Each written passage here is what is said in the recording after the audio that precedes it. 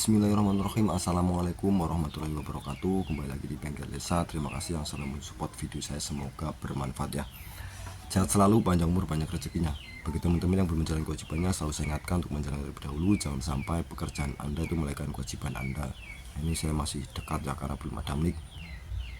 Nah oke teman-teman, kali ini kita akan membahas tentang motor keluaran terbaru teman-teman ya. Jadi motor keluaran terbaru itu sekarang jarang sekali ya, atau mungkin sudah meninggalkan yang namanya kickstarter ya, atau ankle starter. Kalau udah bahasa sini itu selah-selahan motor ya, jadi tidak ada lagi itu untuk motor keluaran terbaru ya. Nah tentunya di sini ada pro dan kontra ya, banyak sekali pro dan kontra, terutama ya yang kaum mendang-mending ya seperti saya, ketika motor masih bisa jalan di selah atau di ankle, di kickstarter itu masih kita gunakan kita gunakan jalan teman-teman ya. Nah, untuk segi positifnya adalah agar kita mungkin supaya lebih rutin dalam pengecekan sepeda motor kita ya, terutama di aki ya, karena sudah menggunakan sistem elektronik ya yang sangat banyak sekali untuk motor-motor sekarang. Jadi lebih rutin pengecekannya atau lebih rutin servis teman-teman. Nah yang pertama adalah menurut yang saya baca dan saya ketahui itu adalah perkembangan tren ya, atau sudah mengikuti tren teman-teman ya. Jadi tren-tren sekarang itu perkembangannya sangat pesat.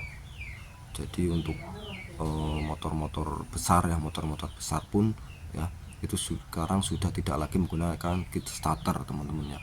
Dan di luar negeri pun seperti itu teman-teman ya. Jadi untuk motor-motor moge ya itu sudah tidak lagi menggunakan kickstarter ya, hanya menggunakan electric starter. Jadi mengikuti tren lah teman-teman ya. Yang pertama adalah itu, mengikuti tren. Nah yang kedua adalah untuk motor keluaran terbaru ya, sudah tidak lagi menggunakan kickstarter, itu pun sudah terdapat indikator aki teman-teman ya. Panel indikator aki fungsinya itu adalah untuk mengontrol ya, mengontrol aki. Ketika sudah lemah itu indikator akan nyala ya, dan nyala itu pemilik atau pemakai itu sudah harus disarankan mengganti akinya teman-teman ya. Jadi untuk pengeluaran motor yang terbaru yang tidak ada kickstarter itu sudah ada indikator akinya teman-teman ya. Jadi kita harus segera mengganti aki kalau tidak mau repot, tidak mau mendorong ya, itu kita harus mengganti aki ya. Nah ya itu kembali lagi untuk rutin ya, rutin pengecekan teman-teman. Nah yang ketiga adalah itu yang sering kita alami ya. Jadi yang ketiga ini ketika aki ya sudah habis atau aki soak, tapi motor masih bisa dipakai atau di ankle ya, di menggunakan kickstarter masih bisa jalan, itu biasanya itu masih dipakai terus teman-teman ya. Ini yang sering saya lakukan juga. Jadi ketika motor ya ada kickstarternya ya dan ada electric starter, nah aki sudah tekor kan otomatis electric starter tidak bisa digunakan, tapi masih ada kickstarter atau ankle starter, itu masih bunyi, motor masih bunyi dan mau jalan ya, itu masih biasanya itu sering masih dipakai teman-teman.